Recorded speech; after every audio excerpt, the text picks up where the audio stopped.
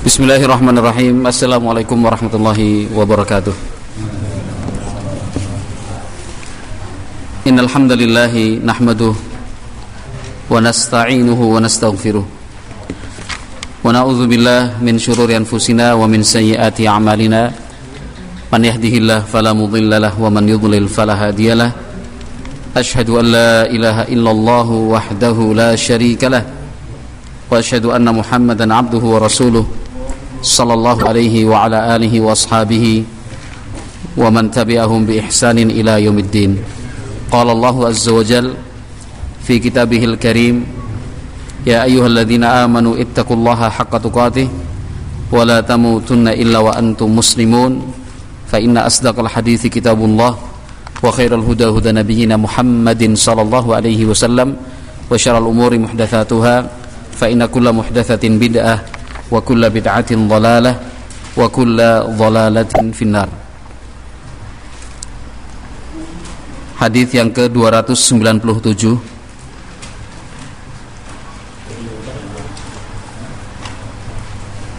sampai 299. Tiga hadis ini saling berkaitan terkait dengan duduk di antara dua sujud. Nah,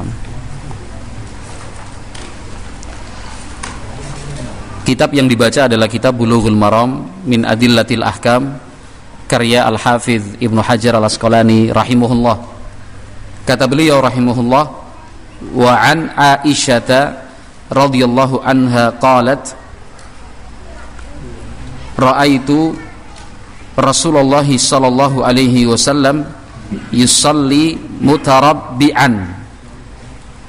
Rawahu An-Nasa'i wa sahahahu Ibnu Khuzaimah.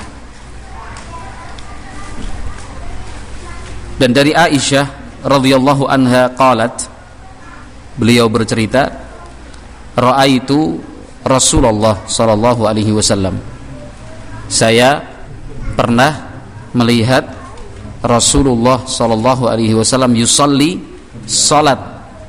Saya pernah menyaksikan Rasulullah sallallahu alaihi wasallam salat mutarabbian, dengan duduk bersila. Rawahu An-Nasa'i, hadis ini diriwayatkan oleh Imam Nasa'i rahimahullah, wa sahahahu Ibnu Khuzaimah, disahihkan oleh Imam Ibnu Khuzaimah. Nah, kemudian memberikan keterangan, hanya saja hadis ini didhaifkan oleh para ulama. Hanya saja hadis ini didhaifkan oleh para ulama.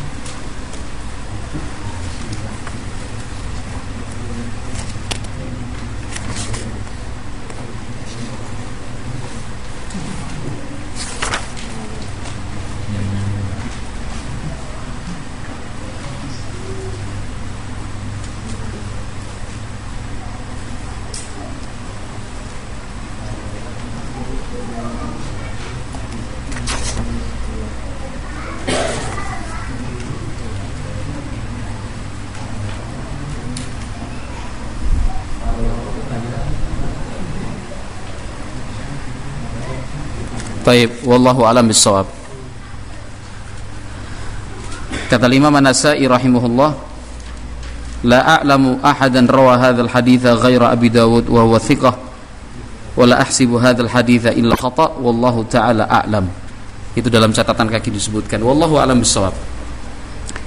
Baik, kemudian hadis yang berikutnya 298, qala rahimahullah, wa 'an Ibnu Abbas radhiyallahu anhuma anna an-nabiy sallallahu alaihi wasallam kana yaqulu baina as-sajdataini Allahumma ighfirli warhamni wahdini wa'afini warzuqni. Rawahul arba'atu illa an-Nasa'i wal lafdhu li Abi Dawud wa sahahahu Al-Hakim. Dan dari Ibnu Abbas radhiyallahu taala anhuma, anna Nabiy sallallahu alaihi wasallam, bahwasanya Nabi Muhammad sallallahu alaihi wa alihi wasallam kana yaqulu, dulu berdoa bainas sajdataini, di antara dua sujud. Jadi duduk di antara dua sujud, doa yang diucapkan Nabi Muhammad sallallahu alaihi wasallam adalah Allahumma ghfirli warhamni wahdini wa'afini warzuqni. Hadis dikeluarkan oleh Imam Al-Arba'ah, Abu Dawud, An-Nasai, Ibnu Majah, illa An-Nasai, kecuali An-Nasai. Wal lafdhu li Abi Dawud, lafaz yang kita baca adalah riwayat Abu Dawud. Wa sahahahu Al-Hakim, dan disahihkan oleh Imam Al-Hakim rahimahullah.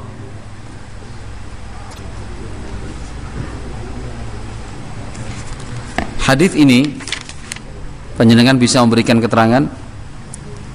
Hadis ini diperselisihkan oleh para ulama.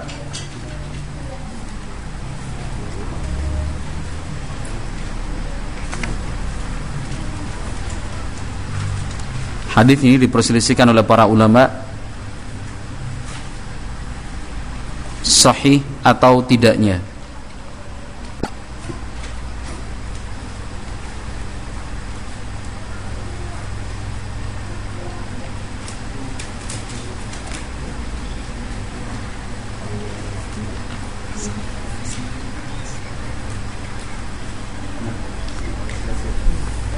Taib, wallahu a'lam bissawab. Nanti akan kita bahas lalu doa yang dipilih oleh jumhur ulama atau mayoritas ulama seperti apa bunyinya, nanti akan kita catat bersama insyaallah. Taib, hadis yang ke-299, wa an Malik ibn al-Huwairits radhiyallahu anhu annahu ra'an nabiyya sallallahu alaihi wasallam yusalli fa idza kana fi witrin min salatihi lam yanhadh hatta yastawiya qa'idan, rawahul Bukhari. Dan dari Malik ibnul Huwairits annahu ra'an nabiyya, bahwasanya beliau pernah melihat Nabi Muhammad sallallahu alaihi wasallam yusalli, salat. Nah, yusalli itu salat. Fa idza, maka apabila, kana beliau berada, fi witrin, dalam witir, min salatihi, dalam salatnya, artinya bagian akhir salatnya, lam yanhadh, beliau tidak bangkit, beliau tidak bangkit, beliau tidak bangkit, hatta, sampai, yastawiya, tegak. Yastawiya itu artinya tegak, qa'idan, duduk, jadi duduknya tenang tegak. Rawahul Bukhari, hadis ini diriwayatkan oleh Imam Al-Bukhari rahimahullahu taala.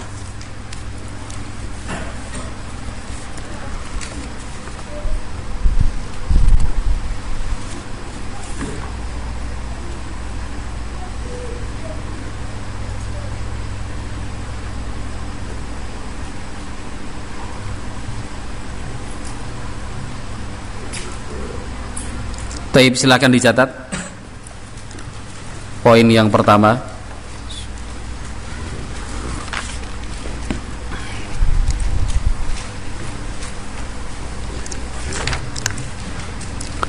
duduk di antara dua sujud. Duduk di antara dua sujud.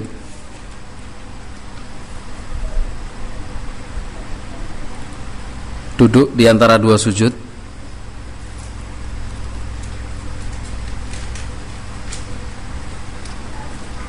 Caranya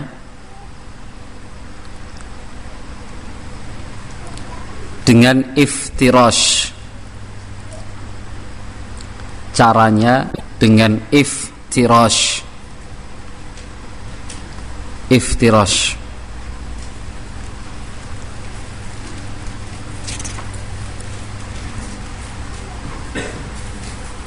Hal ini telah menjadi kesepakatan para ulama. Hal ini telah menjadi kesepakatan para ulama.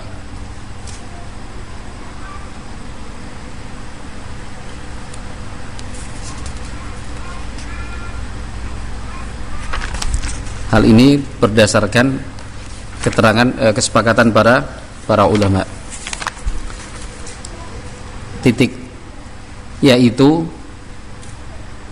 dengan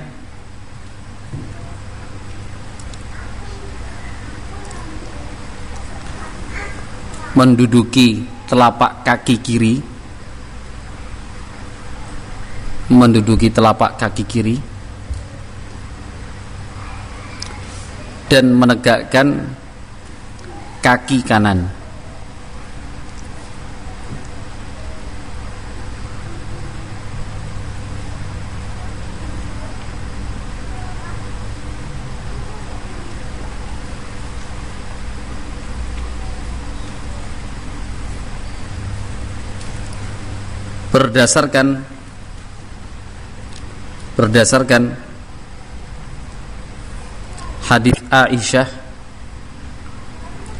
Berdasarkan hadis Aisyah, riwayat Muslim 498.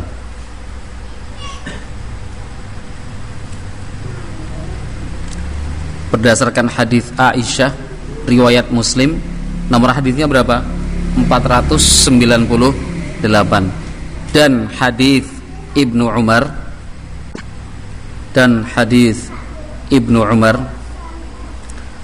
riwayat Abu Dawud,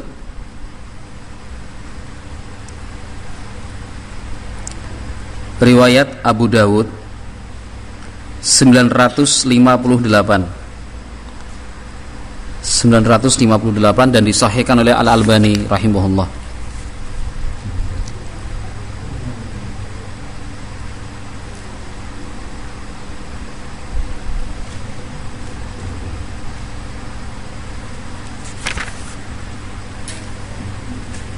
Baik, jadi cara duduknya seperti yang sudah kita amalkan selama ini, J.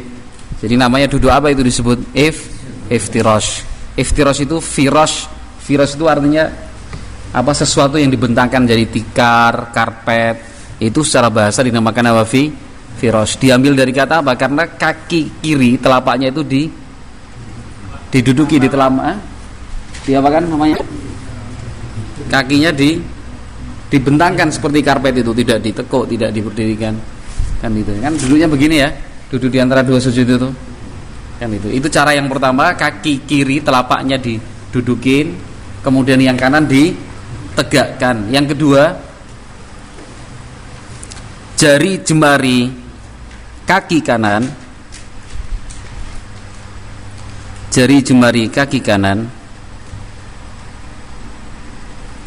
diarahkan ke kiblat.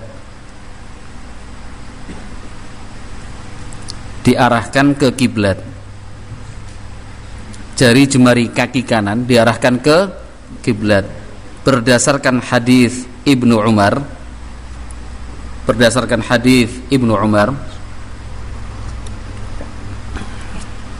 Riwayat Nasa'i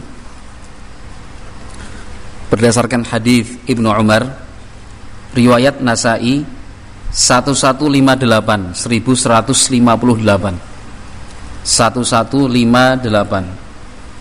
Nasa'i 1158 dan disahihkan oleh Al-Albani rahimahullah.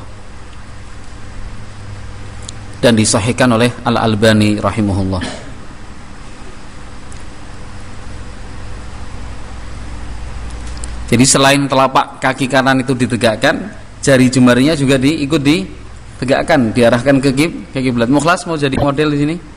Enggak. Ahmad. Enggak apa-apa. Mau enggak? Dapat pahala insyaallah. Nah. Tapi bisa difahami nggih? Fauzan mau praktek di depan? Nanti diajari Ustaz Mokhtar nanti. Purun mboten? Enggak. Iya Farhan memang. Ini andalannya Farhan memang. Ponane Pak Dimingin aja. Tapi insyaallah bisa dibayangkan ya. Cara duduknya begitu, artinya apa? Kaki kiri didudukin, kaki kanan ditegakkan seperti ini. Begitu ya. Ini kan tegak kaki kanan. Kemudian jarinya diarahkan ke Kecuali kalau luka, kecetit, ankle misalkan lagi futsal ya, mohon maaf gini. Kemarin waktu pas ankle saya main futsal ada yang nanya loh, duduknya kok gitu Ustaz? Ankle ya Mas. Oh iya. Jadi, segala sesuatu yang terkait dengan tata cara sholat yang kita pelajari selama ini, jika itu tidak ada uzur, kalau ada uzur kan lain hal dan lain perkara. Nah, wallahu a'lam bishawab. Selanjutnya poin ke berapa Bu Ahmad? Poin ke-3.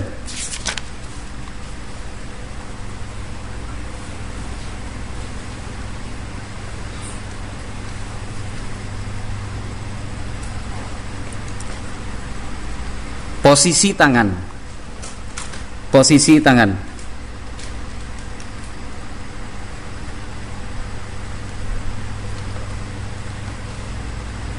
Posisi tangan. Kedua telapak tangan. Kedua telapak tangan diletakkan di atas paha.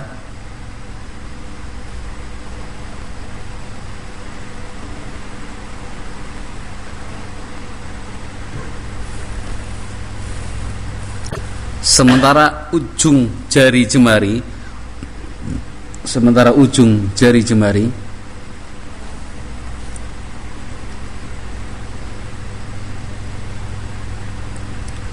pada lutut.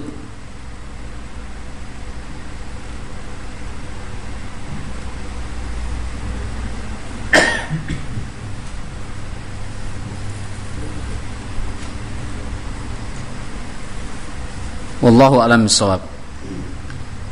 Beri referensinya Syarah Mumti' jilid 3 halaman 127.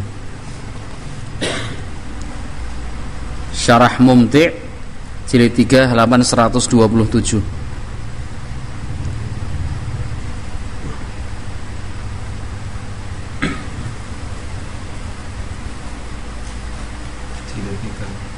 Ya, jilid 3 halaman 127.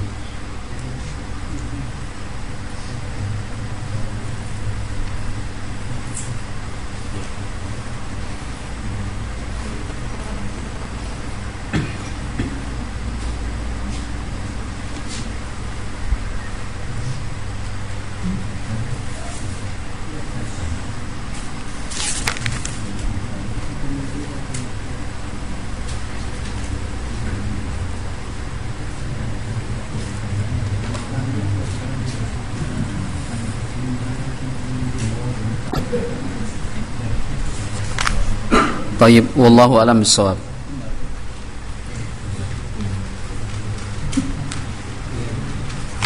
Yang berikutnya doa di antara dua sujud. Doa di antara dua sujud.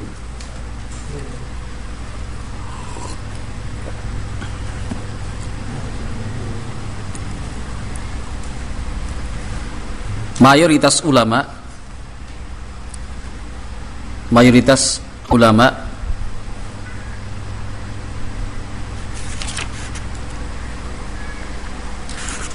menyatakan hukumnya sunnah.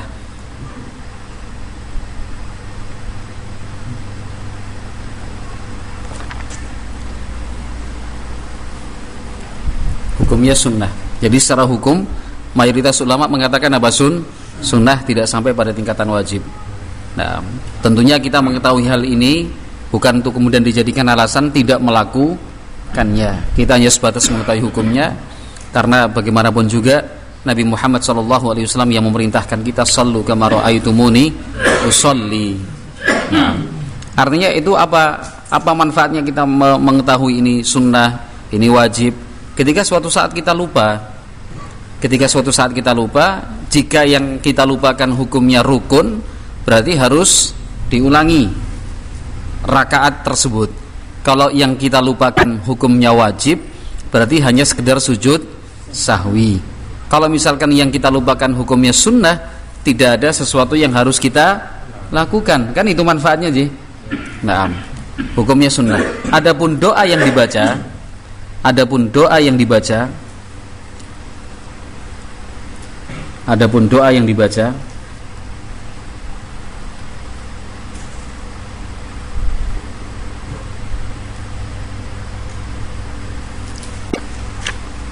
berdasarkan hadis Hudzaifah, berdasarkan hadis Hudzaifah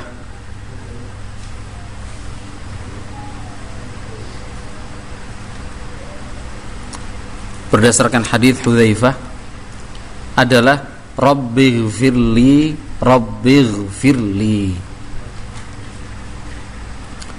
Berdasarkan hadis Hudzaifah adalah apa? Rabbighfirli Rabbighfirli. Riwayat Abu Dawud Rabbighfirli Rabbighfirli. Ya, Rabbi aslinya kan Rabbi ighfirli, ya Allah ampunilah aku. Tapi kemudian dibaca dengan sambung jadinya apa? Rabbighfirli Rabbighfirli. Hadis riwayat Abu Dawud 874. Riwayat Abu Dawud 874. Nasa'i jilid 2 halaman 231. Jilid 2 halaman 231. Kemudian Ibnu Majah 897. Ibnu Majah 897.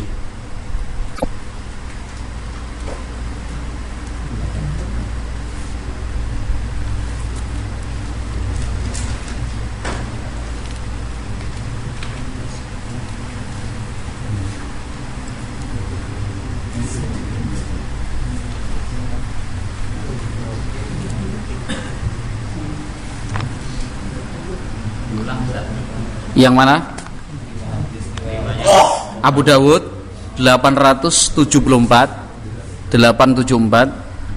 Nasa'i jilid 2 halaman 231. Jilid 2 halaman 231. Dan Ibnu Majah 897. 897.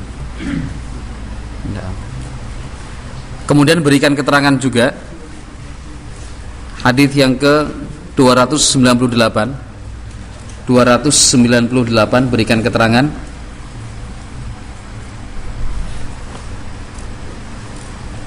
Berikan keterangan. Asy-Syaikh Al-Albani mensahihkannya. Asy-Syaikh Al-Albani mensahihkannya.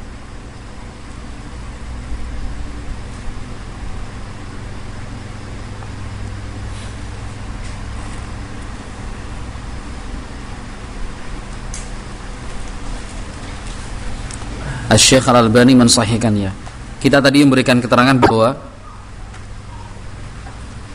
keterangannya yang pertama tadi bagaimana? 298 diperselisihkan ya, diperselisihkan apanya yang tercatat tadi? Sahih dan tidaknya. Para ulama memperselisihkan sahih tidaknya riwayat ini, tetapi Asy-Syaikh Al-Albani mensahihkannya. Nah, dan tentunya seorang ulama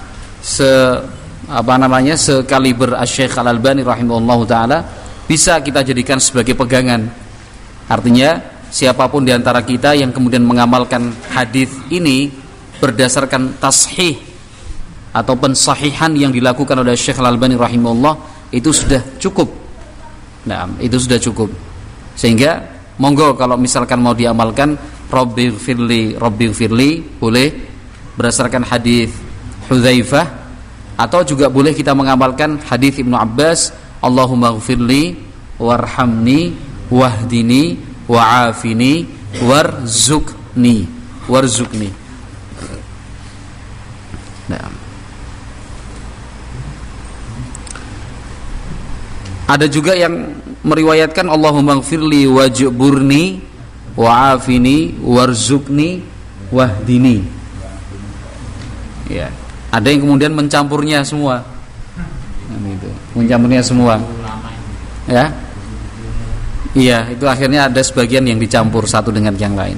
Tapi wallahu a'lam bishawab, kita kembali kepada hadis-hadis yang disahihkan ulama, itu lebih menenangkan hati dan lebih baik. Nah, sehingga pilihan kita adalah Rabbighfirli Rabbighfirli, atau hadis Ibnu Abbas tadi, Allahumma ighfirli warhamni wahdini wa'afini warzuqni, berdasarkan hadis yang kita baca dari kitab Bulughul Maram min adillatil ahkam, wallahu a'lam bissawab.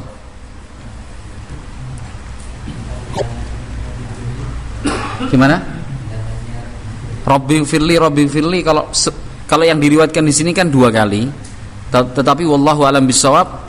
Asy-Syaikh bin Baz rahimahullah, Asy-Syaikh bin Baz rahimahullahu taala menyatakan tidak mengapa kalau misalkan diulang dan ditambah. Jadi Rabbi firli sampai menunggu imam sujud kembali, itu fala ba'sa, tidak mengapa insyaallah. Kan gitu. Pertanyaan dari Pak Ali tadi nggih. Kalau mau dibaca lebih dari 2 kali, 3 kali, 4 kali, 5 kali diperbolehkan sambil kita menunggu imam kembali sujud. Karena pembahasan kita apa? Duduk di antara 2 sujud, begitu nggih? Pembahasan kita masih duduk di antara 2 sujud, belum ke yang lain. Poin yang keberapa berikutnya? Poin yang kelima. Duduk di antara 2 sujud. Duduk di antara 2 sujud harus tumakninah.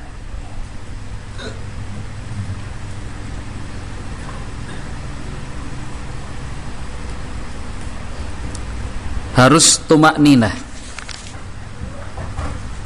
Dan hal ini hukumnya rukun.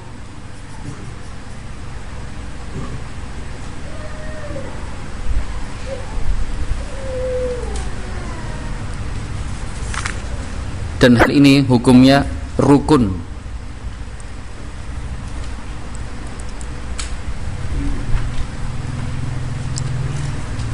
Dan disunahkan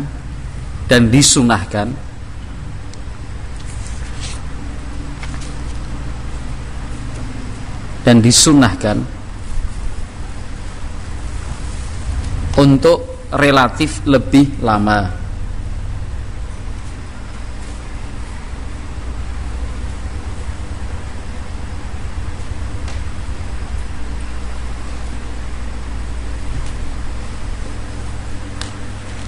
Relatif lebih lama.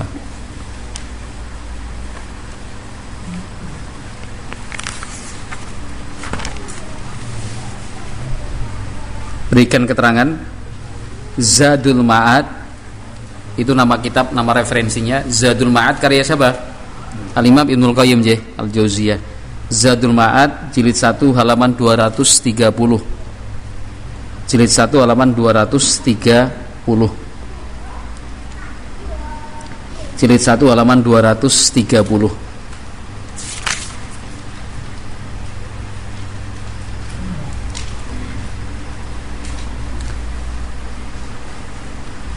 Berdasarkan, itu referensinya, yang hadisnya malah lupa, belum disampaikan. Berdasarkan hadis Abu Hurairah,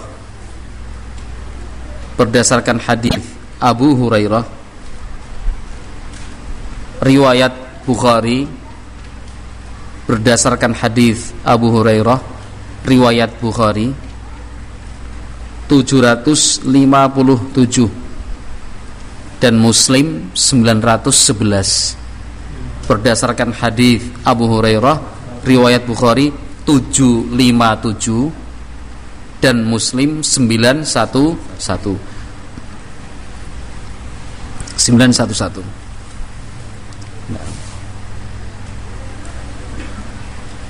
Nabi Muhammad SAW memberikan pelajaran kepada sahabat waktu itu, "Tsummasjud hatta tatma'inna sajidan, tsummarfa' hatta tatma'inna jalisan, waf'al dzalika fi salatika kulliha." Nabi Muhammad SAW memberikan pelajaran, kemudian sujudlah sampai engkau betul-betul tumakninah dalam sujud. Kemudian bangkitlah dari sujud sampai engkau benar-benar tumakninah dalam duduk. Jadi kalau kita perhatikan dari awal hingga akhir, ibadah salat itu harus dilakukan dengan khusyuk, tenang, dan tidak terburu-buru. Nah, tidak terburu-buru. Betapa pelitnya dan kikirnya kita dalam memberikan waktu untuk melaksanakan ibadah sholat. Nah, rasa-rasanya pengen sekali segera sholat selesai, sat. Tapi untuk kegiatan lain, subhanallah, kenapa? Nah, dan itu sebenarnya kita sadari. Kenapa kita bisa lebih sabar, lebih tahan lama. Nah, kegiatan kerja, kegiatan di sawah, macul, main bola, main futsal, bulu tangkis, pingpong, ngobrol, jalan-jalan, sepeda-sepedaan, renang dan seterusnya. Kita bisa lebih tahan. Tapi kalau sholat tanpa terucapkan, seakan-akan itu adalah sebuah siksaan dan hukuman. Jadi pengennya segera keluar dari penjara, kan itu, segera keluar dari penjara. Dan itu subhanallah menjadi satu hal yang tidak bisa kita pungkiri, kenyataan di tengah-tengah masyarakat muslimin. Walhamdulillah, kita bersyukur masih banyak saudara-saudara kita yang sadar untuk harus sholat. Mereka masih banyak yang sadar untuk kemudian melaksanakan sholat berjamaah di masjid di tengah-tengah kesibukan dan aktivitas mereka. Tetapi alangkah lebih baiknya ketika waktu yang kita berikan untuk melaksanakan sholat betul-betul membuat sholat kita sempurna, tidak set. Nah, itu ada larangannya secara khusus dari Nabi Muhammad SAW mengerjakan sholat dengan cepat, seperti ayam jantan mematuk, kan, tek cepat sekali. Kalau kita perhatikan ayam kan gitu ya, kalau notoli makan tek gitu. Itu secara khusus demikian kita temukan riwayatnya. Subhanallah. Nah, betul-betul terjadi. Nah, di tengah-tengah masyarakat kita. Maka yang terbaik adalah sholat itu tenang, ya. Dalam setiap gerakannya Nabi Muhammad SAW selalu berpesan, hatta, sampai kamu tumakninah berdiri, sampai kamu tumakninah rukuk, sampai kamu tumakninah berdiri kembali, sampai kemudian sujud dengan tumakninah, duduk di antara sujud dengan tumakninah, semuanya tumakninah. Yang dimaksud tumakninah itu apa? Sempurna, ya. Sempurna gerakannya, sendi-sendinya, tulang-tulangnya. Nah, karena sholat itu bukan long march, lomba lari, kan itu, bukan adu sprint, kan itu, siapa yang paling cepat sholatnya, bukan. Tetapi sholat itu dikerjakan secara tumakninah, dengan tenang. Wallahu a'lam bishawab. Baik, poin yang keberapa, Abu Ahmad? Yang keenam, tulis.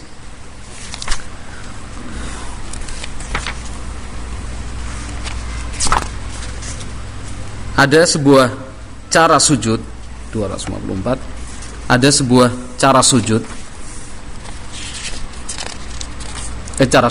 Cara duduk di antara dua sujud. Salah. Yang ngapunten, salah saya tadi. Ada sebuah cara duduk di antara dua sujud.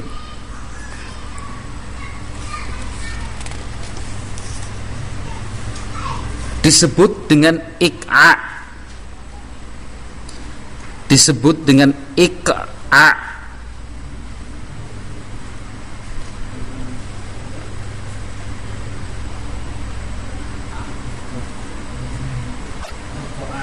Ya, iq'a. Mau ditulis spidolnya ada nggak? Jangan sampai keliru. Kalau nggak ada ya nggak apa-apa. Pakai qaf. Iq'a.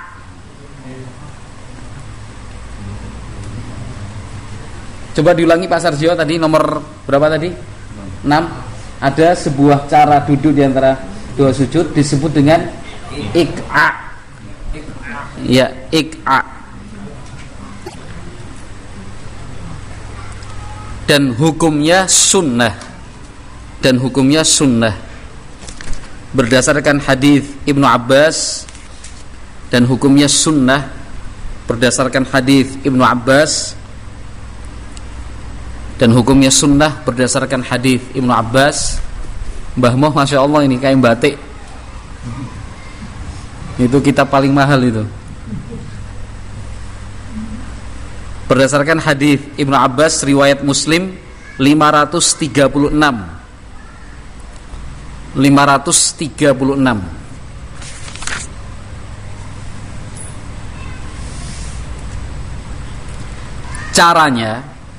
Caranya dengan menempelkan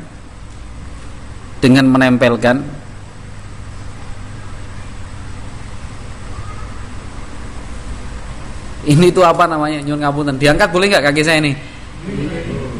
Cuma untuk nanya ya. Ini tuh apa namanya ini? Apa namanya? Nyun ngapunten loh, bukan karena saya tidak ingin sopan. Yang ini, tungkak. Ya. Tumit. Tumit, tungkak sama. Sudah. Dengan menempelkan tungkak. Nah, ya udah. Kita agak-agak Jawa sedikit lah. Menempelkan tungkak pada, ada yang lebih halus gak itu? Mana yang lebih halus? Pantat, bokong atau apa? Sama. Hah? Pantat. Ya sudah, tulis saja. Kita bukan masalah sopan dan tidak sopan, ini biar jelas masalahnya. Menempelkan tungkak pada pantat. Tapi berikan keterangan tungkaknya ditegakkan. Begini saya berikan contoh. Ini duduk di antara dua sujud loh ya. Caranya kadang kalau misalkan sesekali mau dipraktekkan begini. Jadi duduk di antara dua sujud. Jawa ini pun apa ini kayak gini nih? Apa? Ini namanya menempelkan tungkak tumit tadi pada pantat. Ingat duduk di antara dua sujud. Sesekali dilakukan boleh. Maksud kita menjelaskan hal ini ketika suatu saat panjenengan menyaksikan ada orang duduknya kok seperti itu. Oh, mobilnya Pak Hamzah. Jadi kalau misalkan ada dari panjenengan yang menyaksikan orang kok cara duduknya seperti itu, ampun kaget kan gitu ya. Jangan diingkari, apa meneh wi. Itu ternyata sunnah Nabi. Ada dasar hukumnya tadi. Hadis siapa? Ibnu Abbas radhiyallahu anhuma, riwayat Muslim. Nomornya sudah ditulis? Berapa? 536 titik. Bawahnya masih nomor yang sama tapi dibedakan aja, beda paragraf. Tapi nomornya masih sama. Nah.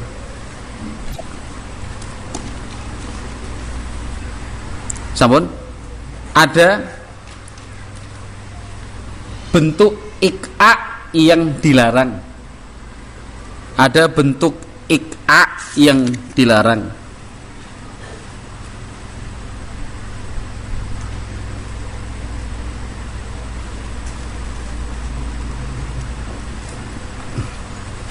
Ada bentuk ik'a yang dilarang,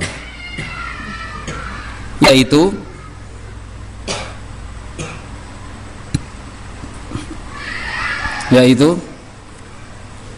menempelkan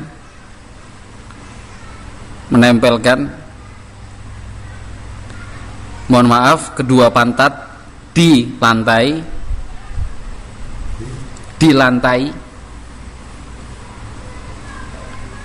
koma, menegakkan kedua betis dan meletakkan telapak tangan di lantai. Menegakkan kedua betis dan meletakkan kedua tangan di lantai.